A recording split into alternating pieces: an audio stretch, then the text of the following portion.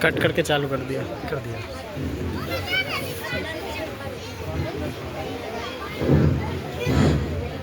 دیکھو شروع ہوا ہے. الحمد لله الذي خلق السماوات والأرض والصلاة والسلام على سيد الإنس والجن. أما بعد، صدر ذي وقار، معزز علماء کرام و مہمانان اعظام اور دیش واسی، السلام علیکم ورحمۃ اللہ وبرکاتہ. مرحوم رحت اندوری نے کہا تھا، سبھی کا خون ہے شامل یہاں کی مٹی میں، سبھی کا خون ہے شامل یہاں کی مٹی میں، کسی کے باپ کا ہندوستان تھوڑی ہے. سامعین محترم، اس میں کوئی دو رائے نہیں کہ بھارت کے جنگ آزادی میں سماج کے ہر فرد نے حصہ لیا. سب نے اس دیش کو آزاد کرانے میں قربانی دی. اس دھرتی کو انگریزوں کے جال سے بچانے کے لیے مرد عورت، جوان بوڑھے، امیر غریب اور ہر دھرم کے لوگوں نے شرکت کی. مگر اس حقیقت کو کبھی فراموش نہیں کیا جا سکتا کہ تن کے گورے اور من کے کالے سے دو دو ہاتھ کرنے میں پہل مسلمانوں نے کی. سب فلمبیا کے خلاف سب سے پہلے جہاد کا فتح کسی اور نے نہیں بلکہ ایک مسلمان شاہ عبد العزیز محدث دہلوی اور علامہ فضل حق خیر آبادی علیہ الرحمہ نے دیا، جس کی پاداش میں انہیں جلا وطن کی سزا دی گئی. حاضرین کرام، وطن سے محبت ایمان کا حصہ ہے کا پیغام مسلمانوں نے دیا. انقلاب زندہ آباد کا نعرہ مسلمانوں نے دیا. سرفروشی کی تمنا اب ہمارے دل میں ہے کا جذبہ مسلمانوں نے دیا.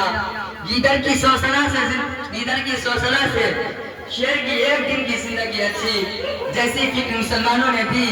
سارے جہاں سے اچھا ہندو سکھتا ہمارا جیسا ترانہ مسلمانوں نے دیا. حتیٰ کہ لال قلعہ کی فصیل سے باسوری کی کر آزادی کی مبارکباد دینے والے شہنائی کے بادشاہ بسم اللہ خان مسلمان تھے. میرے وطن کی مٹی خوشبو ہے میری سانسوں کی، میرے وطن کی مٹی خوشبو ہے میری سانسوں کی، میرا وطن ہی پہچان ہے میری جانوں کی. حضرات گرامی، مسلمانوں نے اپنے خون جگر سے اس چمن کی آبیاری کی، اپنا تن من دھن لٹایا، رائے وطن میں اپنا گھر بنا دیا، اپنے بال بچوں کو چھوڑا، قید و بند کی صحبتیں جھیلی، گولیوں سے اپنے سینے کو چھلنی کیا، پھانسی کے پنکھے کو گلے لگایا، ولولہ انگیز خطاب کیے، بے باک مضامین لکھے، خون گرمانے والے اشعار لکھے، تحریکیں چلائی، جیسے جلوس نکالے، انگریزوں کے خلاف احتجاج کیا. سامعین محترم، بھارت کی جنگ آزادی میں مسلمان ہر محاذ پر سینہ سپر رہے. انگریز کی ہر سازش کو بے نقاب کیا، ان کے ہر وار کا منہ توڑ جواب دیا. فلمبیوں کی نیندیں حرام کر دی، ان کی اینٹ سے اینٹ بجائی، انہیں چاروں شانے چت کیا، انہیں بوریا بستر باندھنے پر مجبور کیا. حضرات گرامی، انگریز ملک سے چلے گئے مگر اپنے پیچھے نفرت کے بیچ چھوڑ گئے. انہیں قوم مسلم سے خدا واسطے کا بیل تھا. ان کے سینے میں ہمیشہ یہ بات کو چوکے لگاتی کہ یہ ملک ہم نے مسلمانوں سے چھینا ہے، وہ کبھی بھی پلٹ کر وار کر سکتے ہیں. اس لیے انہوں نے دو قومی نظریہ پیش کیا. ایک زمانے سے ایک ساتھ شیر و شکر ہو کر رہنے والوں کو ایک دوسرے کا دشمن بنایا. ملک کے بٹوارے کے پسے پشت کئی چہرے تاریخ کے جھروکوں سے جھانک رہے ہیں. محض مسلمانوں کو ذمہ دار ٹھہرانا سراسر زیادتی ہے. مسلمان ہمیشہ اس دیش کی ترقی کے لیے پیش رہا. مسلمان کبھی دیش دروہی نہیں ہو سکتا. مسلمان ہر میدان میں وطن کا نام اونچا کرنے کی کوشش کی.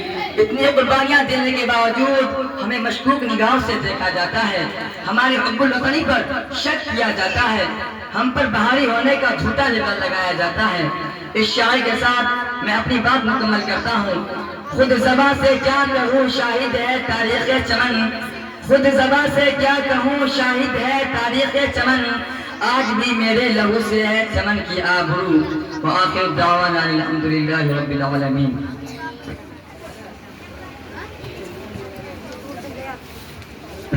ماشاءاللہ. حضرات گرامی، تاریخ ہندوستان کی آزادی میں مسلمانوں کا کردار اس عنوان سے بھی آپ مختصر تقریر سماعت فرما رہے تھے. یقیناً آپ نے اس تقریر میں اندازہ لگایا ہوگا کہ ہندوستان کی آزادی میں مسلمانوں کا کیا رول اور کیا کردار رہا ہے۔